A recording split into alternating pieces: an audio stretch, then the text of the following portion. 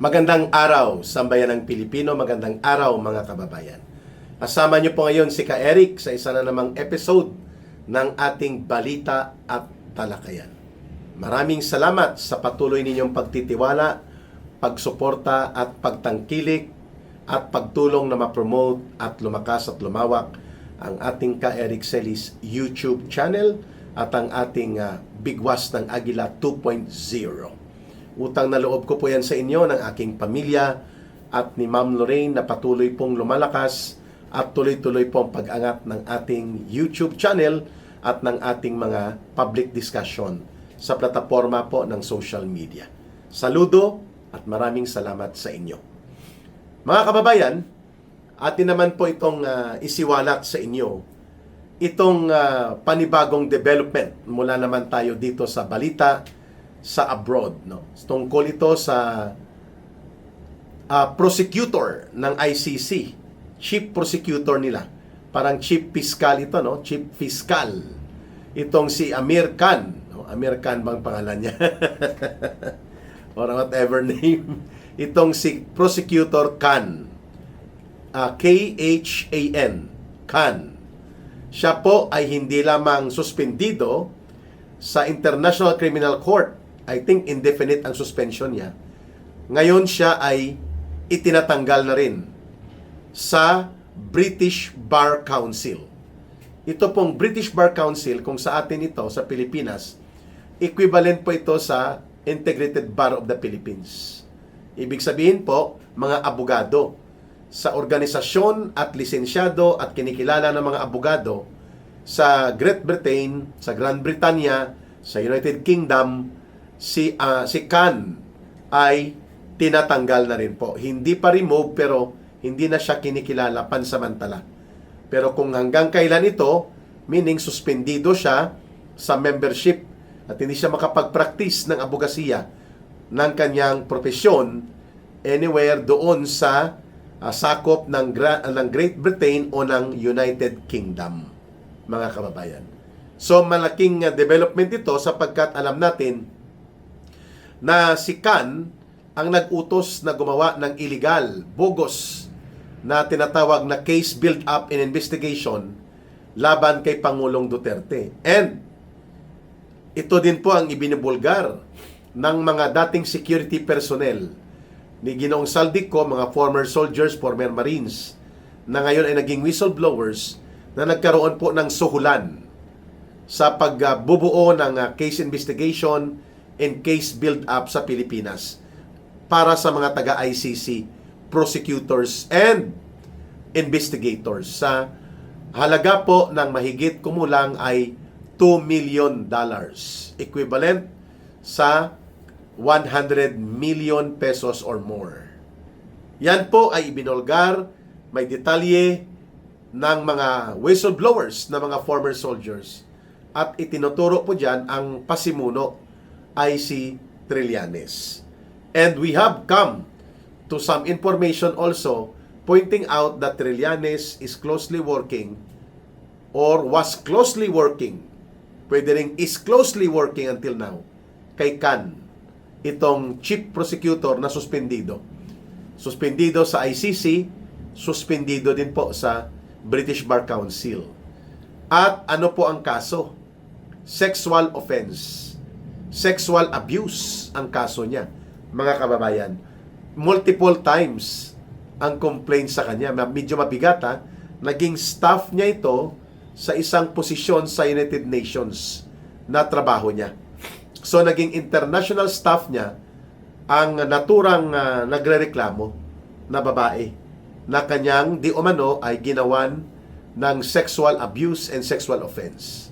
Ngayon, napatunayan na mayroon pong batayan para mag-proceed ang investigation at posibleng magsasampa ng kaso laban kay Khan. At habang ito ay kinukumpleto ang investigasyon, hindi siya makakapag-participate sa anumang proceedings ng International Criminal Court. At ganon din po sa pag-practice ng kanyang profesyon bilang abogado sa amang area, malamang pati sa Europe na ito, pati na sa Grand Britannia at sa United Kingdom, mga kababayan. So, ito ay babalikan natin sa konteksto na talagang pinagkaisahan, talagang pinagplanuhan at sistematiko ang pangbabaluktot sa proseso at mga regulasyon at pati na sa mga tamang pamamaraan ang ginawa ni Marcos at ng kanyang mga tauhan nila Romualdez at ito nila Trillanes at Boyeng Rimulya upang mapadukot, maipatapon at iligal na mapapakulong si former President Rodrigo Duterte. Isang patotoo dyan ang kinasasangkutan ngayon ni Khan na iskandalo na all along hindi pala talaga matino ang pagkatao ng taong ito na nagsisilbing chief prosecutor sa ICC, kung kaya naman hindi katakataka na sumingaw at lumabas ngayon ang kanyang mga anomalya at katarantaduhan, lalo na itong sexual offense and abuse niya na ginawa sa kanyang staff.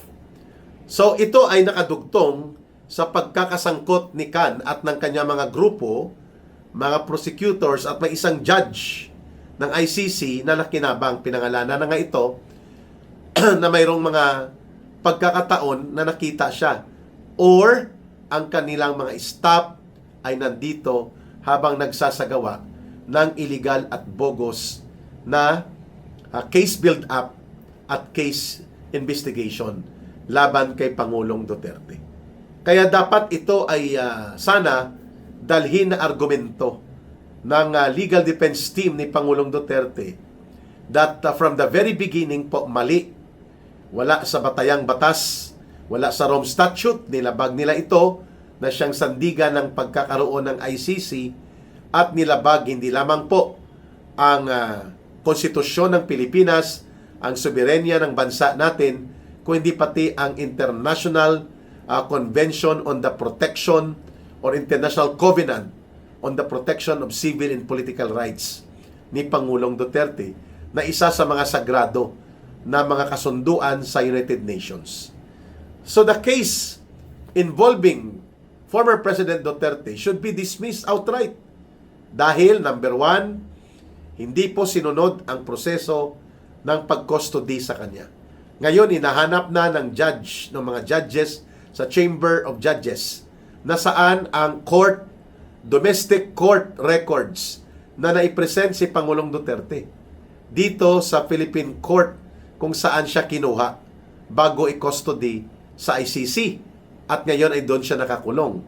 So kasi sa Rome Statute po, I think that is Article 59, ay mayroon pong mandatory requirement na kapag ikaw ay nakuha o na-custody ng ICC para sa nakabinbin na kaso laban sa iyo, ikaw ay ihaharap sa isang lokal na korte upang ikaw ay magkaroon ng karapatan to question, to challenge your arrest and any related matters pertaining to your custody to the authority of the ICC.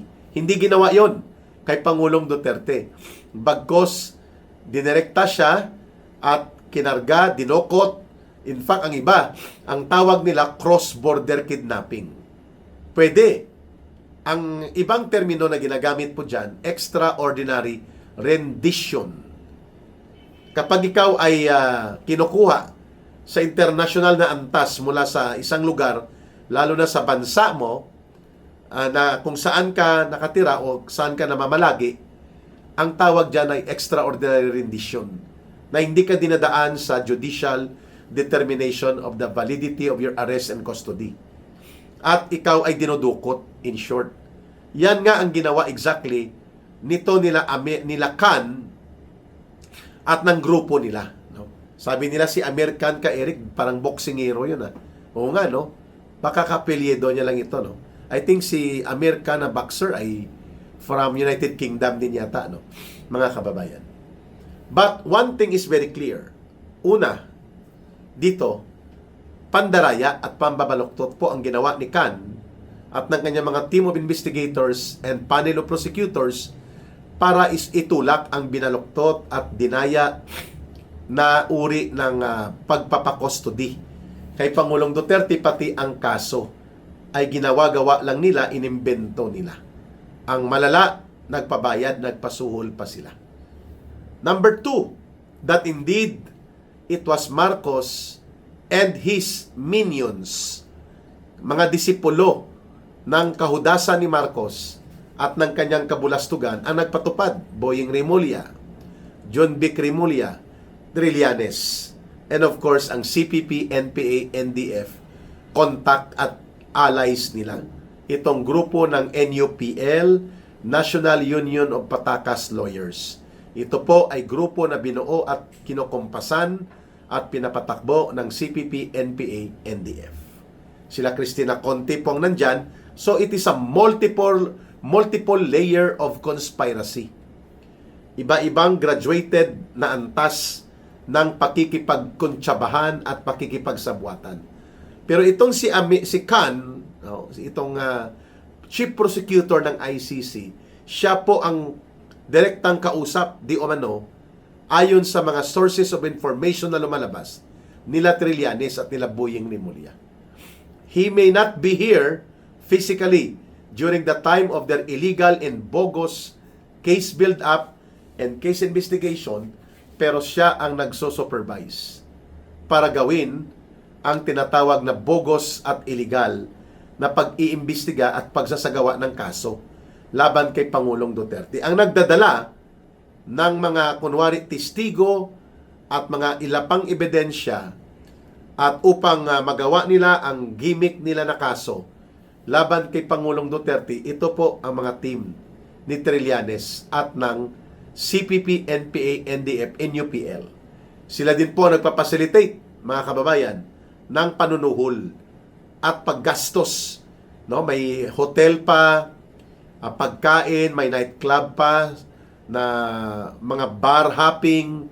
Marami po ang detalye na sinabi ng mga former 18 soldiers na ito na naging bahagi po sa security detail to Saldico at naging direkta nila na nakita at nalaman ang ganitong kabalbalan na ginawa ng grupo nila Khan mula sa ICC Prosecutors Panel and Investigators. Ayun. Ngayon, sinisingil na po itong si Khan ng kanyang karma at ng pananagutan.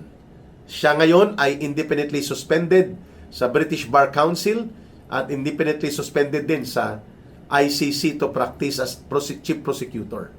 At dahil dyan, mas lalong tumitibay, pangalawa na punto natin, mas lalong tumitibay ngayon ang batayan na indeed may panunuhol, indeed may anomalya. At nagsimula yan sa pakikipag-ugnayan nila Marcos Jr., hindi lamang sa mga ICC judges at linya nila, kundi mismo sa mga nagbubuo ng binaluktot na kaso sa pangunguna nito ni Khan. Kung kaya, naipatupad ang karumaldumal na pagtataksil ng gobyerno ni Marcos laban sa soberenya ng Pilipinas, pagyurak at pagtapak sa ating konstitusyon at pagtataksil na rin mismo laban sa mamamayang Pilipino at pati kay Pangulong Duterte na nagsilbi para sa ating mga mamamayan. Yun. So, Khan, by all revelations right now, ay malinaw na may pagkakasangkot sa kaganapan ng suhulan at panunuhol na nagbibigay ng matinding batayan upang ito ay igiit sa harap ng ICC Chamber of Judges for the benefit of the arguments of the legal defense team na dapat mai-dismiss ang kaso at mga ginawa kay Pangulong Duterte dahil mali.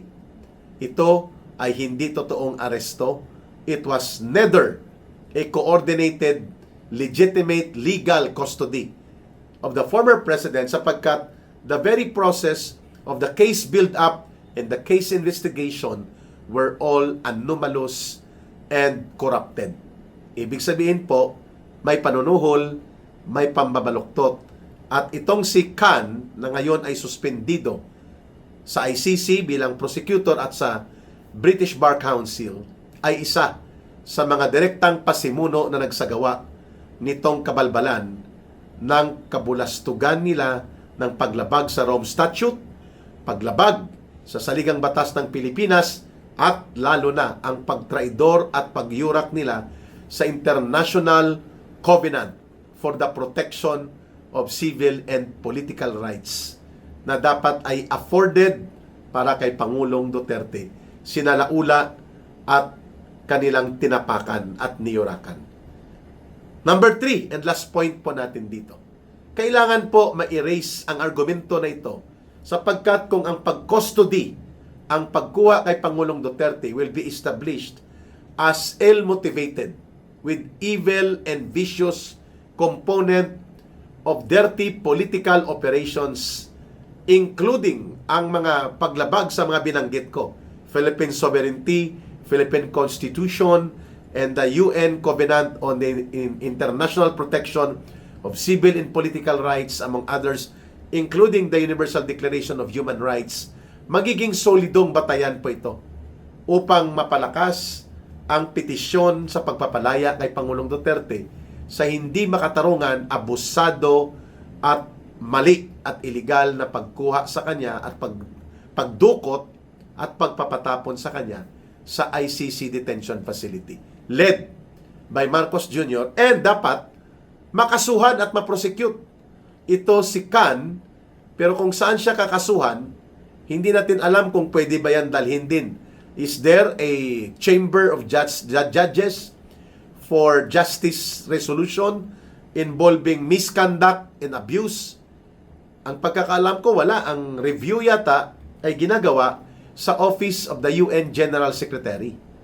So doon ka magrereklamo, dapat gagawin sana ito kung may makakatulong na mga abogado or iba pang mga legal support team and groups na may magreklamo sa United Nations, UN General Secretary Office upang mabuksan ang investigasyon sa ginawa nila Khan, nila Marcos, nila Trillanes, nila Rimulya at ng mga tinatawag na mga Khan boys and girls. Ito yung mga operatiba na pinadala ni Khan na nagkukunwari sila dito na mayroon silang lehitimong otoridad upang isagawa ang case build-up in case investigation na dapat wala na kasi 2019 March, wala na silang karapatan manghimasok at mangialam para sa tinatawag nilang mga residual obligation ng Pilipinas sa treaty sa Rome Statute. No!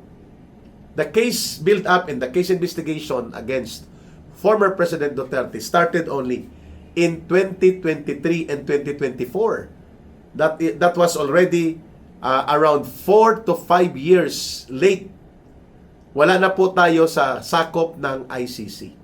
So there were no cases filed or submitted with probable cause submitted to Chamber of Judges not until 2023 and 2024. Ibig sabihin mga kababayan, talagang pwede ngang i-question ito. Ang ginawang kahayupan nila Khan, ang kanilang pagiging balasubas at tarantado sa kanilang pandaraya sa proseso, at syempre hindi magagawa ni Khan yun kung walang orchestration and order mula kay Marcos. At ang mga operatiba ni Marcos, si Boying Rimulya, si John Vic Rimulya, at pati po itong si Sunny Boy the Big Joke Trillanes, at pati ang CPP, NPA, NDF. We are praying and hoping na mayroon pong dudulog sa United Nations Secretary General's Office for the direct investigation to be conducted on Khan while pending din ang kaso na isasampa sa kanya sa kanyang sexual misconduct, sexual abuse, and sexual offense. Ay dapat idagdag po ito ang kaso ng suhulan, panunuhol, korupsyon at pandaraya doon sa pagkakaroon nila ng special operations na pinunduhan nila Marcos at nila Romualdez mula sa pinagnakawan ng mga pera. Kasi sabi ng mga former 18 Marines and soldiers at mga kagrupo nilang mga security personnel ni Saldico, mga pera yon ang ginamit na 100 million plus mula sa katas ng kinorakot nila Marcos, Romualdez at Saldico doon sa flood control at iba pang mga anomalya na infrastructure projects. Mabuti po at may mga balita na lumalabas na kagaya nito para hindi po lubusang mawala sa kaalaman ng taong bayan na hanggang ngayon illegal ang pagkakadukot, bawal at illegal din ang pagpapadetene o pagpapakulong kay Pangulong Duterte. And one living material evidence to that, itong paglantad ngayon ng kabulukan at kabulastugan at kahayupan nitong prosecutor sa ICC, chief prosecutor at that time, itong si Can. Sana umabot ito sa kaalaman ng otoridad ng United Nations, ng UN, United Nations Human Rights Council, ng mga bansa na bumubuo dito. We hope and pray that it will be done. Para naman po mapalaya na si Pangulong Duterte at ma-expose po ang maraming kabulukan at mga gawaing sindikato ng ICC. Lalo na sa nangyari sa kay Pangulong Rodrigo Duterte at ngayon, uulitin din nila laban kay Senator Bato de la Rosa. And we heard another senator, Senator Bongo, ay may kapareho pong target na kunin din siya kung hindi siya makikipag-cooperate kay Marcos at kila Romualdez. Well, abangan natin ito, mga kababayan. Ang importante, we have the way to find out the truth and we shall expose the truth. Maraming salamat sa inyong pagsubaybay at pagtangkilik. At sa mga nagtatanong, paano makakatulong kay Ka-Eric sa ating advocacy sa Bangon Sambayanan, ang numero po natin na ginagamit for GCash line of support and line of coordination ay 0916-308-7710. Uulitin po ni Ka-Eric, 0916-308-7710. Rohilda Celis po, kay Langning. Mahalin natin ang bansang Pilipinas. Walang ibang magmamahal nito, kundi tayo ring mga Pilipino. Para sa Diyos at sa Pilipinas nating mahal. May God bless everyone. May Allah will be with those who are Muslim brothers and sisters. Maraming salamat muli. Bye for now. Ito po si Ka-Eric. Mabuhay!